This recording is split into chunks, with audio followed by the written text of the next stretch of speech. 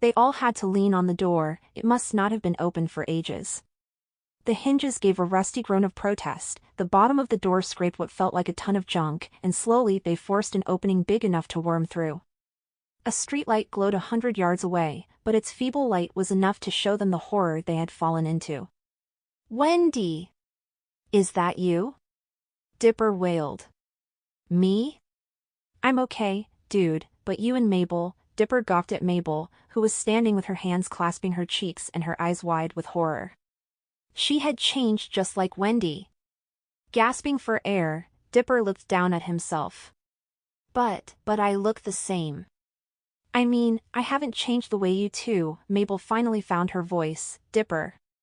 How'd you grow so tall?" "Huh? Mabel, you're looking over my head.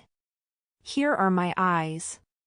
"Dude," Wendy said, "you're pointing at your chest. OMG, you're only like 3 inches shorter than me now. But you're like a head taller than you were." "Whoa whoa whoa," Mabel said. "Okay, let's get this clear. Can we walk closer to the light?" "I don't know if I want to," Wendy confessed. But they did, until it showed as much as any of them cared to see. Dipper held up his hands to quiet the worried murmurs of the other two. Okay. So, each of us looks the same to herself or himself as they always did, right?" "Yeah," Mabel said. "I'm still the same." "But you guys, it has to be an illusion," Dipper said.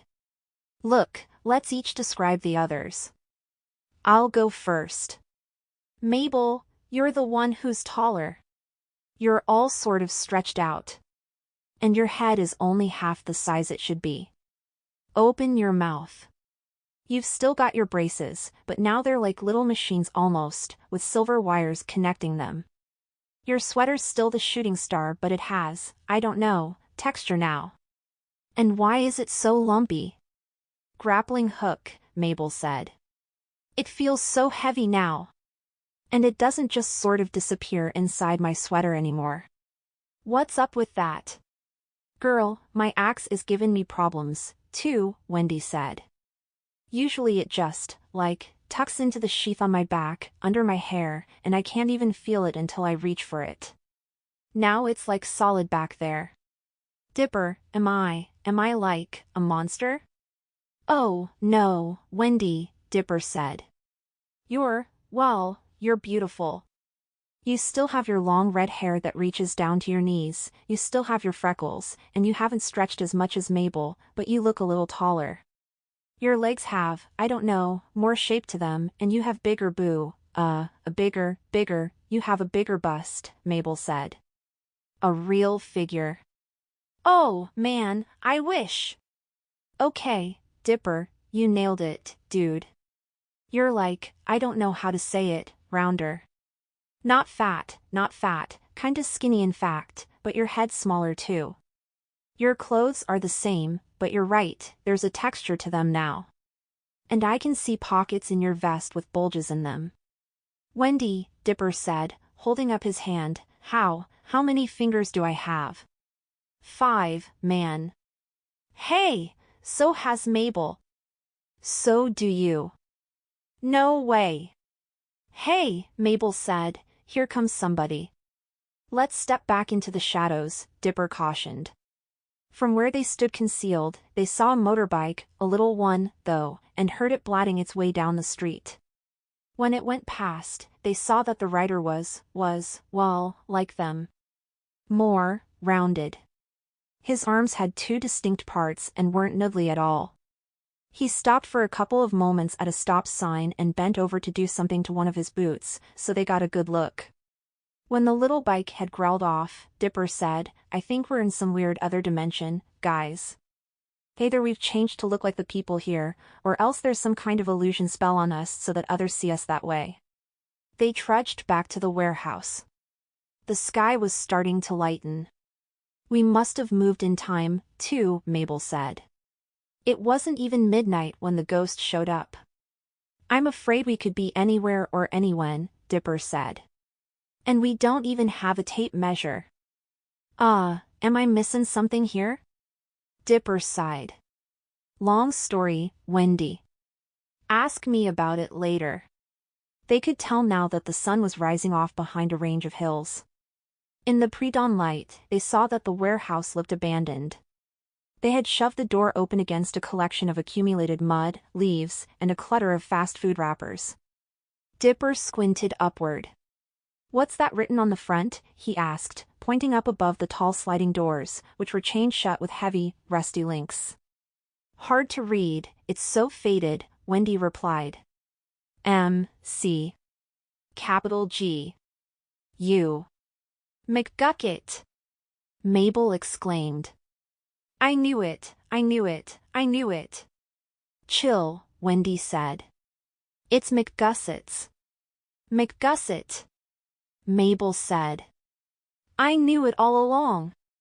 Dipper said, that must be the name of the guy who designed the ship experiment. The one the Admiral couldn't quite remember.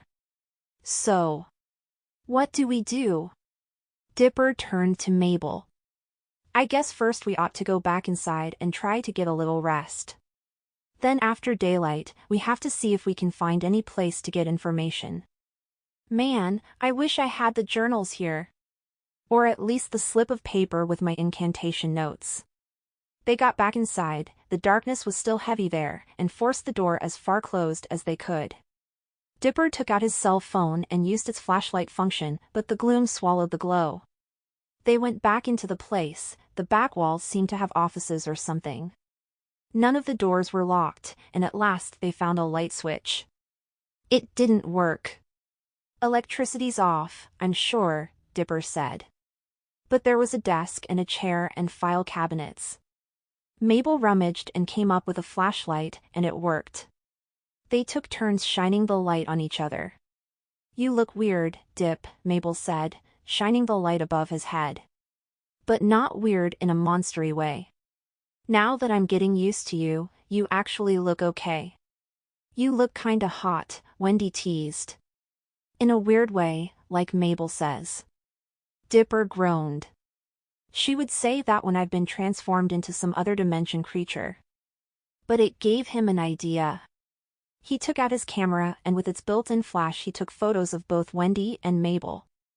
Then Mabel took one of him. Wow, Wendy said, staring at the picture of her. I do have boobs. But the rest of me's so ugly, man. No, it isn't, Dipper said. Now that I'm getting used to it, you look really good. Say it! Mabel said, poking him with both fingers again. Say she looks hot. Lay off, sis. Hey, Dip, Wendy said. Check it out, dude. He stared at the picture on the camera's back screen. Is that me? It's this dimension's version of you, I guess, Wendy said. She squirmed. This axe is really uncomfortable now. Mabel had taken the flashlight and had gone out scouting. Guys! Come and look! They followed her voice. At the far side of the warehouse stood ranks of strongly built shelves, each about 5 feet above the next lower one. The bottom two were cluttered with what looked like computer components and electronics, though all jumbled up. On the third one up, though, was furniture, easy chairs and sofas. We can nap up there. It'll be a climb, Wendy said. Nope. Grappling hook. Mabel took it out, it tangled in her sweater, and she complained, that's not supposed to happen. She fired it and scored a hit as its grapnel caught between the corner brace and the third-level shelf. She grinned and threw the switch. The line tautened, but it didn't lift her off the ground. What the hey? She moved closer, and the little rewind motor whined, but it didn't have enough power for her weight. Why is this happening? I think we probably weigh proportionately more here, Dipper said. We don't notice it because our muscles have been scaled up, but the grappling hook, well, it's feebler in this dimension, maybe. I got it, dudes, Wendy said. She took hold of the line, swung herself up, and rappelled up the corner post. Impulsively, Dipper and Mabel began to chant, 1 dy. 1 dy. 1 dy. You guys, she said from above them. She unfastened the grapnel. Hey, there's a ladder over there in the corner. Just a sec. Don't fall, Dipper cautioned. He took the flashlight from Mabel and helped guide Wendy over. She stooped and picked up something rolled up. Then she came back, hooked it over the edge of the shelf, and unrolled it. It was an escape ladder, ropes holding wooden treads. Test it out, Wendy said. Dipper knew that Mabel would want to go first. And she did, climbing hand over hand. This is fun. He followed. It wasn't fun. The ladder swayed and he felt as if it would tip him off at any moment. But the girls helped him up at the top. We got one short love seat and 2 sofas, Mabel said. Wendy and I got dibs on the sofa. Dibs on the love seat. The furniture had been covered by canvas dust sheets. Fortunately, because when they moved the canvas, clouds of dust floated up, making them all sneeze. They stretched out. Dipper found that his head rested on one of the love seat arms, his heels propped up on the other arm. I must be taller, he thought. I should be able to fit between the arms. His second thought was that he'd never be able to calm down enough to sleep. His third was, where am I? As he woke up a couple of hours later. Daylight filtered into the warehouse from a row of small windows running around both sides of the structure. It was mostly empty. An oil drum stood here, a long uncoiled chain lay there, other debris scattered about. Mabel was making her little sing-songy sleep sounds.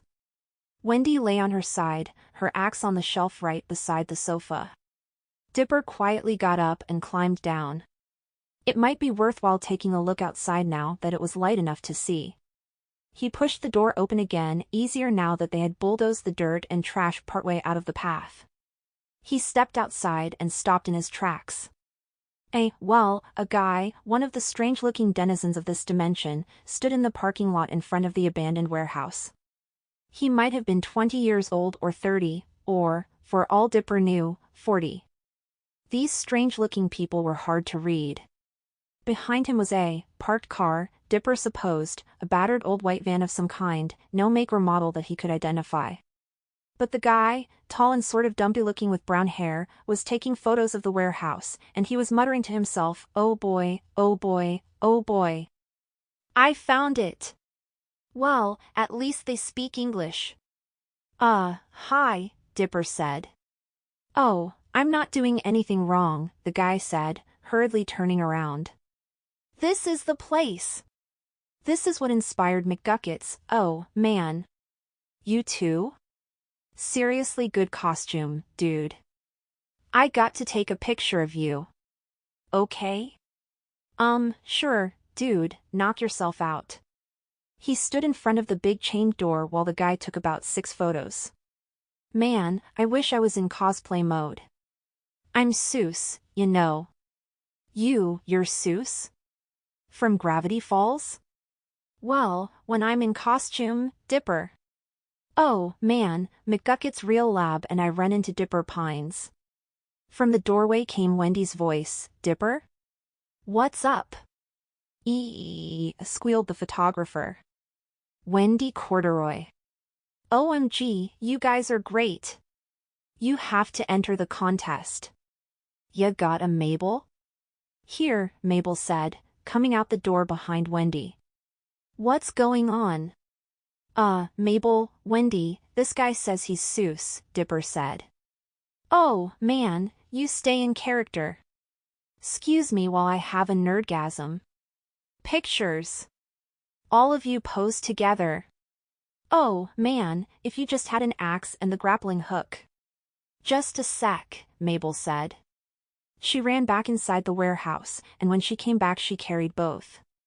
Seuss looked as if angels had come to fly him to heaven. Those are perfect. Who did your costuming?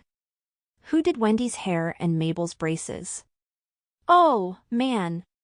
You guys are headed to the con, right? Hey, how'd you get out here? Where's your car?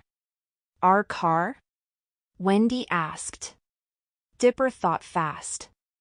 We got, carjacked. They took everything, all our money and junk. We just had what we were wearing. We'd hunted out this place just like you did, and they got away when we were inside taking pictures of each other. Oh, man, that's tragic. The tall guy stuck out his hand. Hi, dude, my name's Brad Bagman. Everybody calls me Seuss, though, 'cause I really like cosplay. This is my 6th time. This time I drove by myself all the way to San Diego from Cordele, Georgia, for this. So, who are you? Well, this is my twin, no kidding, we're really twins, and we're from Piedmont.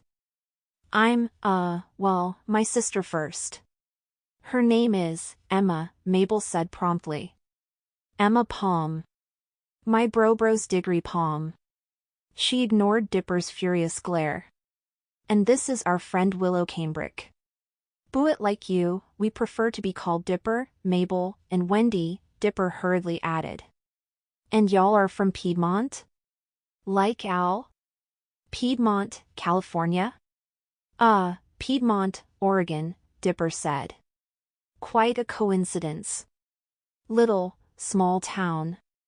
Not even on the map. So we wouldn't know your friend Al. Ha! Bagman laughed. I wish he was my friend. But look, guys, seriously, you have your room reservation?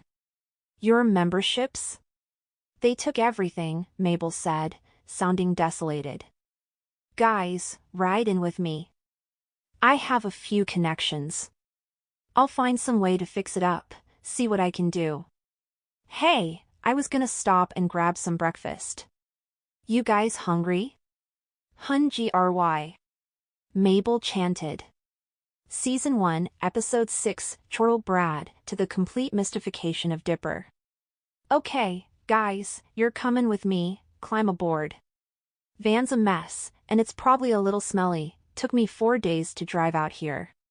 But you can crash in my room if you want, and I'll buy your breakfasts. I hope McDonald's is okay. Oh, it'll be great, Dipper said. Willow, you ride up front. Ma, my sister, and I will take the back seat. We owe you big time, Brad.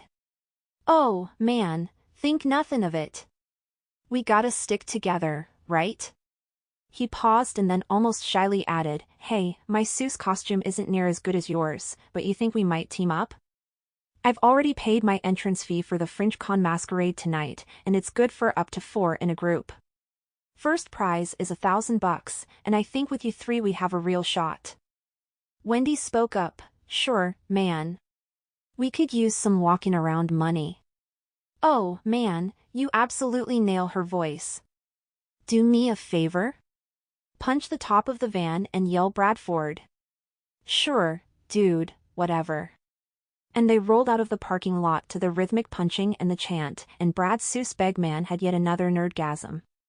Man, I love Gravity Falls.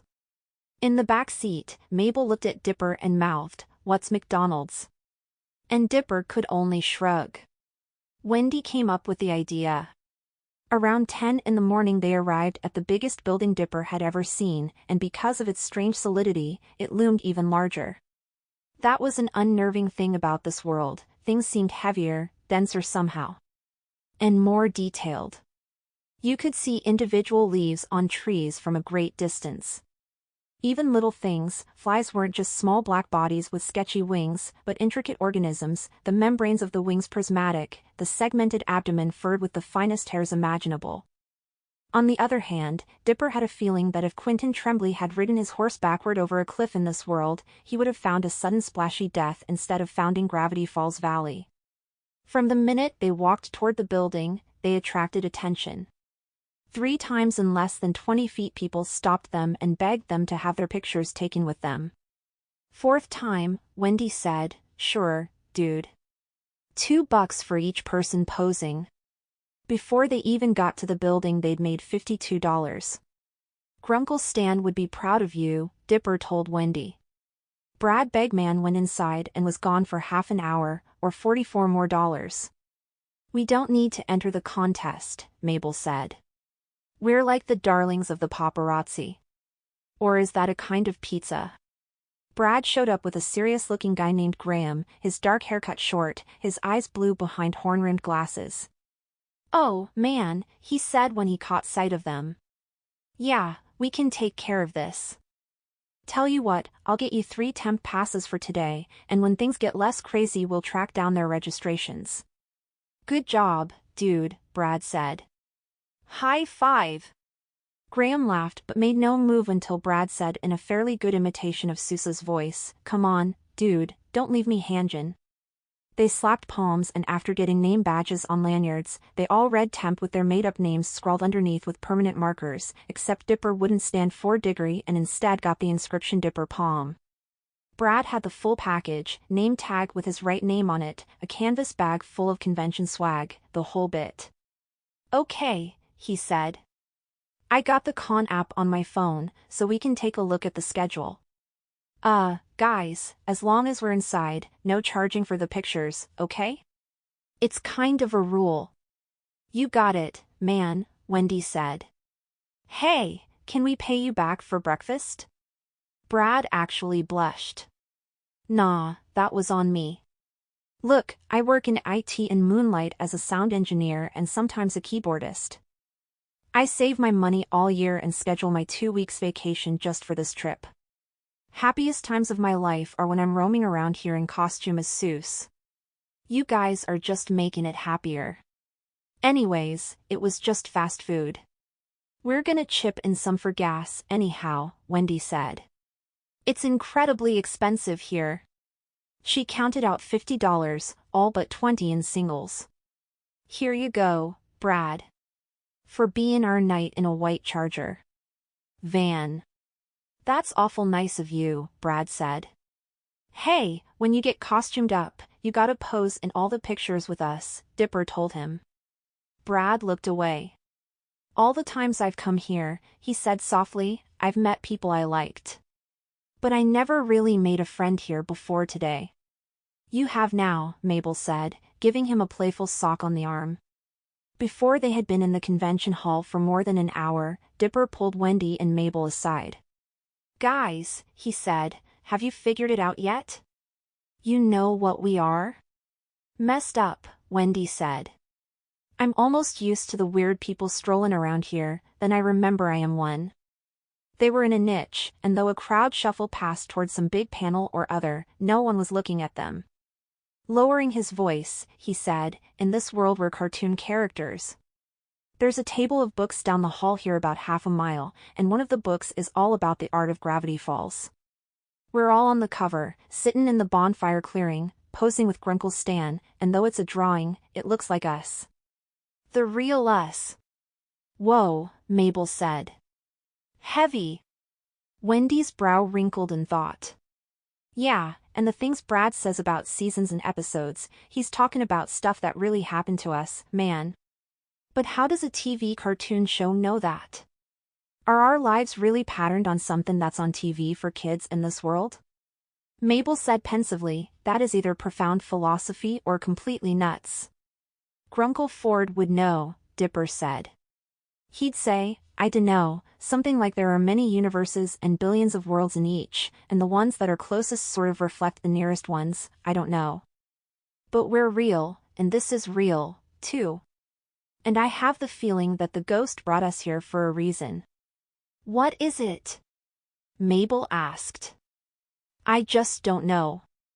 "Aw, man," Mabel said. "You always run out of steam at the worst times." In early afternoon they went with Brad when he checked into the hotel room. "It had 2 queen-sized beds," he said, "smallest one I could get because I reserved too late. Just 4 months before last year's con. So, okay, me and Mabel will take one of the beds, and you'll take the other," Dipper told Brad. "I'll sleep on the little sofa there, love seat," said Mabel, "whatever, because I toss and turn a lot." "Dudes," Brad said, "I am gonna unpack a little, and then I'm gonna take a shower. Could you guys use one?" "Diggory could," Mabel said. "Okay, we'll take turns. We can, like, get dressed in there, so take your clothes." "Oh, sorry, I forgot, you just have the costumes. Hey, should we notify the cops or something? I did already, Wendy said with a straight face. Called them on Dig's phone and one showed up at the con while you were in that panel. Gave them the full report. They're looking for my car, but I don't know if they really expect to find it. What is it? A really old Dodge Dart Slant 6, she said automatically. Then she looked apprehensive. Don't know if you ever even heard of those things. Oh, yeah, Brad said with a grin. That's the car you can't kill, you know. Okay, tell you what, I'll get into my Seuss costume after the shower and you guys can critique it for me. He came out of the bathroom in the khaki parachute shorts, billowy dark green t-shirt and brown cap. I can see the resemblance, Dipper said. Be Bigfoot.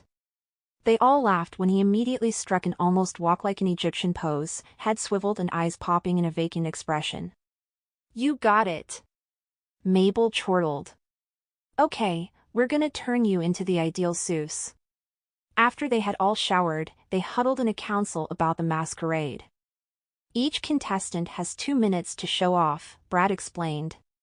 They're real strict about shutting you down if you go 1 second over. Most people just come out and do poses, but some have little acts. Mabel, who was working with mascara to add wispy mustache and beard hairs to Brad's face, said, little acts, HM. And you can play a keyboard? Yeah, in a little pickup band in Cordial. Me and 3 other guys. We do mostly covers, but write some of our own stuff, too. Nothing big. Could you maybe synthesize a tune if I hummed it? Oh, sure, easy. I learned to play by ear before I could even read music, and I got my laptop and a program that let me work my magic, Mabel said. And then you and I are gonna put our heads together. I think I have just the thing. Hours later, on a stage set up in a park overlooking the bay, Dipper thought, this is a really bad idea. The masquerade had different categories: live-action SF fantasy, animated SF fantasy, general TV, general movies. 3 or 4 more. They were in animated SF fantasy. He didn't recognize any of the other contestants, except those in Gravity Falls garb. None of them looked particularly realistic. There were also kids with triangular heads and pop eyes, a girl dressed as a big yellow duck for some reason, lots of anime-looking characters.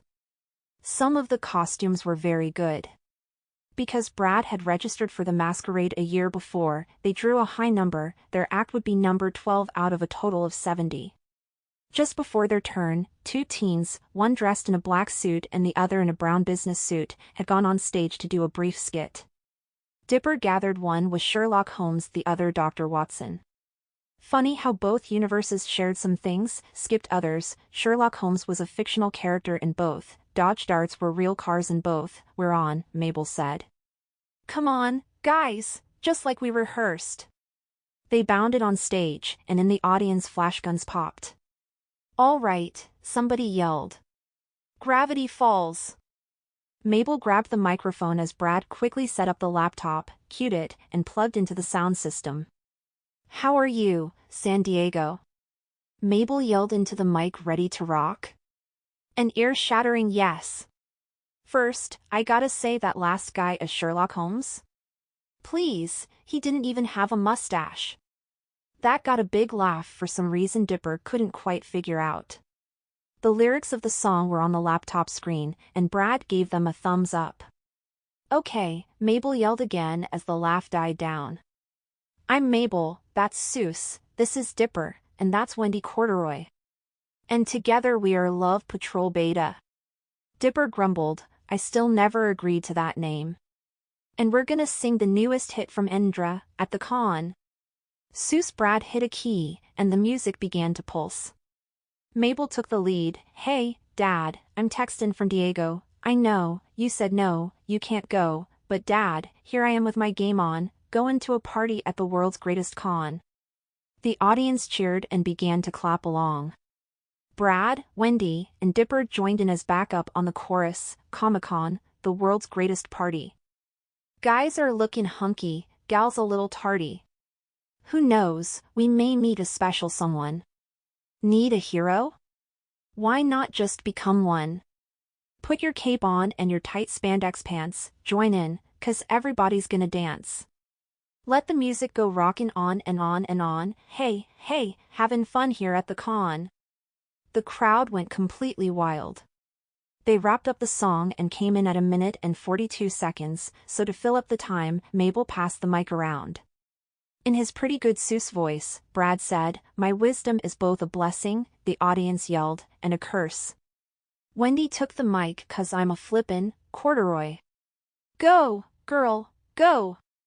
Mabel, I call him Waddles, 'cause he waddles. And finally Dipper. My name is Dipper, and the girl about to puke is my sister Mabel. Yay, Mabel. The applause went on and on. They got the time signal on the button, Brad switched off and unplugged the laptop, they took a bow, and it was over. Backstage, Wendy collapsed. Oh, man, I have never been so scared in, like, my entire life. Not even in the pyramid? Brad asked with the widest grin Dipper had ever seen on a human face. Dude, in the pyramid I was mad, not scared. The hapless couple who went on next, a Mad Hatter and an Alice who did a little minuet, didn't get much of a response. We, Mabel announced in a smug tone, are a hard act to follow. 3 hours later, she was fuming. Second place? We got a lousy second place? After that reaction? Hey, Brad said. It's still $500. Look, tell you what, I'll take 100, and that'll more than cover the entrance fee. You guys get the rest, but I get to keep the trophy to show the folks back home, okay? You can have the trophy, Dipper said. Mabel was tapping her foot, her arms crossed on her chest. I don't even know what a Pokemon is. Brad sounded comforting, well, it's a big, big fad right now. Come on, girl, Wendy said, putting her arm around Mabel's shoulder. $400 is a lot better than nothing. Plus, Brad told her, there are like 200 people out there waiting to have their picture taken with us. $2 a head, you're gonna be okay. Yeah, Mabel grumped. But second place. She was even angrier 45 minutes later when a blonde girl in a seafoam dress and tiara, a not very convincing Pacifica, insisted on getting her photo taken kissing Dipper on the mouth. Especially when someone explained to her what shipping meant. That night Wendy and Mabel turned in early, but neither Brad nor Dipper was ready for sleep. Brad was too elated over their second-place finish and his trophy, this'll show him back in cordial, and Dipper was worried because he had no idea what to do next. The hotel had a lobby with many nooks and a strong Wi-Fi signal, though, so Brad spent some time posting photos of his trophy and one of the group online. Dipper thought that most of his friends were the ones he never saw but only chatted to on the computer. Meanwhile Dipper took out his camera and played back the footage he tried to shoot of the ghost. As he'd feared, there was no distinct figure to be seen, a kind of flickering blue light was all. But the voice was there, the weird, distorted sounds that weren't like any words. What's that, dude? Brad asked, looking up at the noise. Nothing. Just, something that I got from somebody I know. It's supposed to be like a code, but I can't make sense out of it. It's backward masking, Brad said promptly. Huh? It sounds like normal speech played backwards. They did that in the show, Season 1, Episode 19. Man, that was a good one. Remember? Bill Cipher made a bargain with Lil Gideon to go into Stan's mind and steal the combination to his safe. Lil Gideon's incantations just the words backwards message backmasked. And Bill Cipher later, wait, what? You mean if we played these sounds backwards, we might get something understandable? Well, yeah. And the hissing sounds like wind, they're probably part of it too. You don't really notice them so much under the words. Sorta like an electrical discharge or something. Alex used that at the end of the show, how could I play it backwards? Brad grinned. Leave that to the handyman of the electronic age. Let me borrow your camera. Huh, don't recognize the make, but it has a standard USB micro socket. He rummaged through his laptop case and came up with a short black cable. Let me perform my magic. Dipper watched as he plugged the cable into the laptop and camera. Then he switched the camera on and checked the laptop. Yup, here it is as USB storage device. Okay, let's see, only one video stored, has to be it. Take a second to copy. There. Close that, open this. Open the file. I could isolate the soundtrack, but it's faster just to play the whole thing. Here we go. Just as it had when Dipper first confronted the ghost, his skin pimpled up and he felt the hair on his neck bristling. The chorus of buzzing, faint voices now was saying words, distorted words, true, but barely intelligible, with a wrenching tone of agony, help us. We are lost Bedouin worlds. Stop the experiment. Help us. Ooh, creepy, Brad said. Help us, Dipper said. We are lost between worlds. Stop the experiment. Help us. That's not from an episode, is it? Dipper said, no. It's kind of a fan thing. Hang on. Hear the hissing? It's whispering, dig. Let me isolate it, right? And I'll damp out the backmasked message. I think the whispers are backwards, too, but we'll see in a second. This'll be hard to make out, so listen close. At first Dipper couldn't be sure that the new whispered message wasn't all in his head. But as they listened twice, then 3 times, he said in a shaky voice, Brad, back me up on this. Pause after every word and let's see if we can agree on what we're hearing. You got it, dude. Brad grinned. This is great, man. You guys really take your cosplay to the extreme. We gotta keep in touch after the con. Sure. We'll try, Dipper said. Ready? First word. He played it, and they both said it together, McGusset. Word by word. Twice they slightly disagreed and played those doubtful ones over and over until one or the other gave in to the other's interpretation. Dipper had a hotel scratch pad and painfully wrote out what the whispers seemed to say, McGusset aboard Mistral, stop him, free us. Whoa! Brad said. Mistral, dude. That's the ship where the famous Mistral mystery took place 30 years ago. 30? Dipper asked, shocked. Not 5? No, dude, it was like back in 1983, I think. They were gonna send a whole Navy ship through some sort of dimensional portal, right? So it could, go from Catalina Island to Hawaii in less than a second? But it never got to Hawaii, just blinked out of existence and then a few minutes later came back, but most of the crew was dead and all the rest insane. I saw a TV show about it. Oh, they say it was just a radar experiment, but if you ask me, that's a government cover-up. And you know what the coolest thing is? What? The Mistral is moored out in the bay, dude. You can see it from the Maritime Museum. Just go up, I think it's Harbor Drive, north from the convention center and look out to sea, and it's just moored out there. I think you can even tour it. Are you guys on some kind of quest game? No, Dipper said. No, it's just some more fans of the show, messing with me. Bummer. Dipper's impulse was to head up to the Maritime Museum right then, but it was past midnight, and if the patrol boat was moored out in the bay, they would have no way of getting there. At last, reluctantly, he went up to the room the girls were both sound asleep. Brad tried to talk Dipper into taking the bed, but Dipper said, no, it's okay. I fit the love seat, and you don't. It's comfortable for me, don't worry. He finally got to sleep, a kind of troubled sleep, but still, some time past 3. The next morning while Brad was in the shower, Dipper conferred with Mabel and Wendy. Mabel had spent a little time online with Brad's computer, and she still was complaining about shipping. Me and Gideon? Blarg. Me and Pacifica? What kind of crazy people are these? Me and Waddles? That's just sick. It's just imaginary, dude, Wendy said.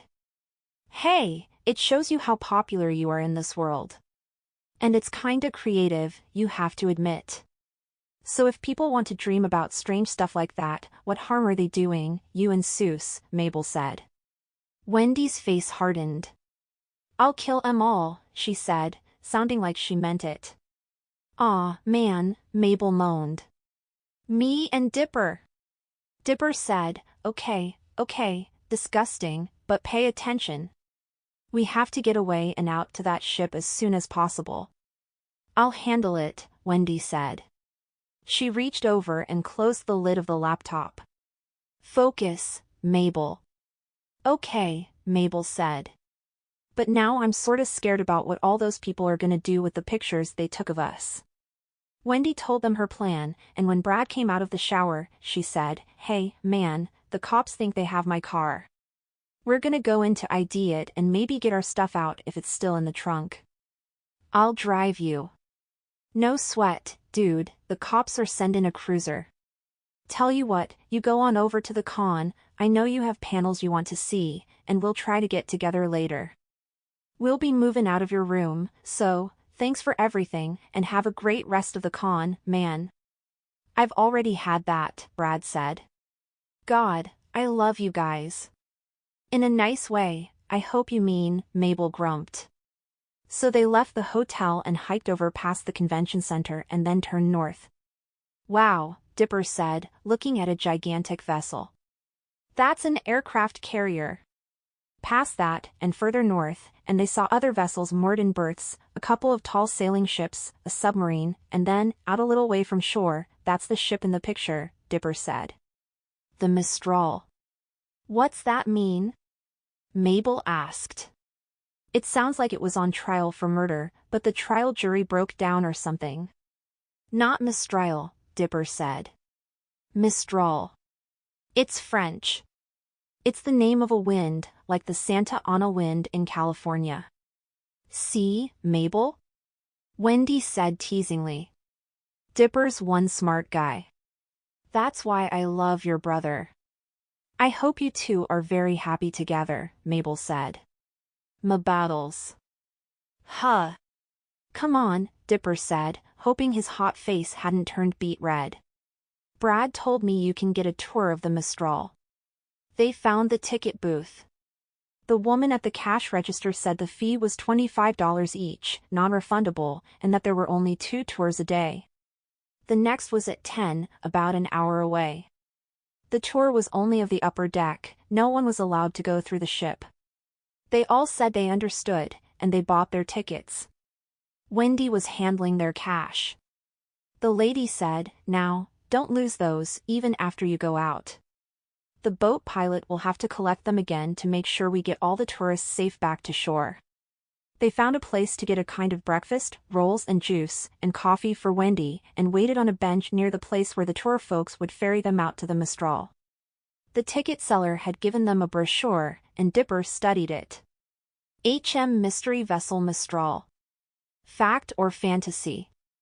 There's the story here of the experiment that went wrong.